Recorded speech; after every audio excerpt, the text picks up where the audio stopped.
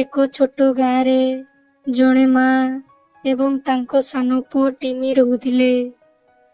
ଦିନେ ମା ଏବଂ ପୁଅ ବଜାରରୁ ଘରକୁ ଆସୁଥିଲେ। ଆସିବା ବାଟରେ ଟିମି ଭୂମିରେ ଏକ ସୁନ୍ଦର ଚକଚକିଆ ମୁଦ୍ରା ପଡ଼ିଥିବାର ଦେଖିଲା। ଏହାପରେ ଟିମି ଉତ୍ସାହର ସହିତ ମୁଦ୍ରାଟିକୁ ଉଠାଇ କହିଲା, ଦେଖ ମା, ମୁଁ ଗୋଟିଏ ମୁଦ୍ରା ପାଇଲି। ମୁଁ ଏହାକୁ ରଖିପାରିବି କି?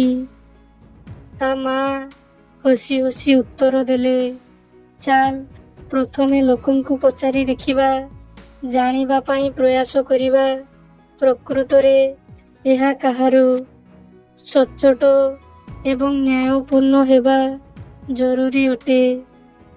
ସେମାନେ ରାସ୍ତାରେ ଯିବା ଆସିବା କରୁଥିବା ଲୋକମାନଙ୍କୁ ପଚାରିଲେ ଯେ ସେମାନେ ଗୋଟିଏ ମୁଦ୍ରା ହରାଇଛନ୍ତି କି, କିନ୍ତୁ କେହି ବି ସେହି ମୁଦ୍ରାଟିକୁ ନିଜର ବୋଲି ଦାବି କରିଲେ ନାହିଁ।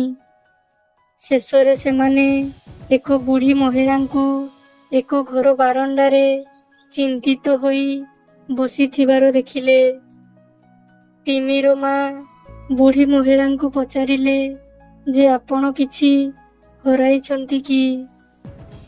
ଦୀର୍ଘ ନିଶ୍ୱାସ ଛାଡ଼ି ବୁଢ଼ୀ ମହିଳା ଉତ୍ତର ଦେଲେ, ମୁଁ ଗୋଟିଏ ମୁଦ୍ରା ହରାଇ ଦେଇଛି, ଯେଉଁଥିରେ ମୋତେ ଔଷଧ ଆଣିବାର ଥିଲା।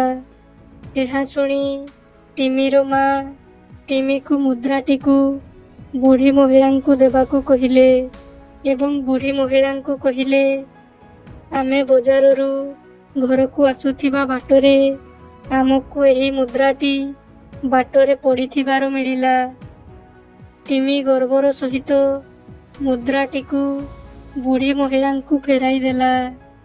ତାପରେ ଘରକୁ ଫେରୁଥିବା ସମୟରେ ଟିମି ତା ମାଙ୍କୁ ପଚାରିଲା, ମା, ଆମକୁ କାହିଁକି ମୁଦ୍ରାଟିକୁ ଫେରାଇବାକୁ ପଡ଼ିଲା?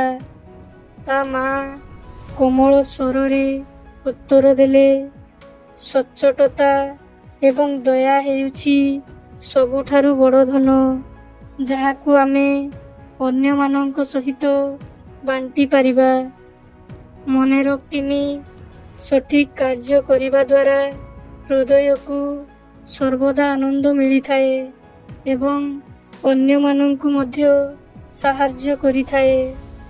ସେହି ଦିନଠାରୁ ଟିମି ଶିଖିଲା ଯେ ଜୀବନର ପ୍ରକୃତ ଖୁସି ଆମେ କେତେ ସଚ୍ଚୋଟ, ଆମେ ଅନ୍ୟମାନଙ୍କ ପ୍ରତି କିପରି ବ୍ୟବହାର କରୁ ତା ଉପରେ ନିର୍ଭର କରେ।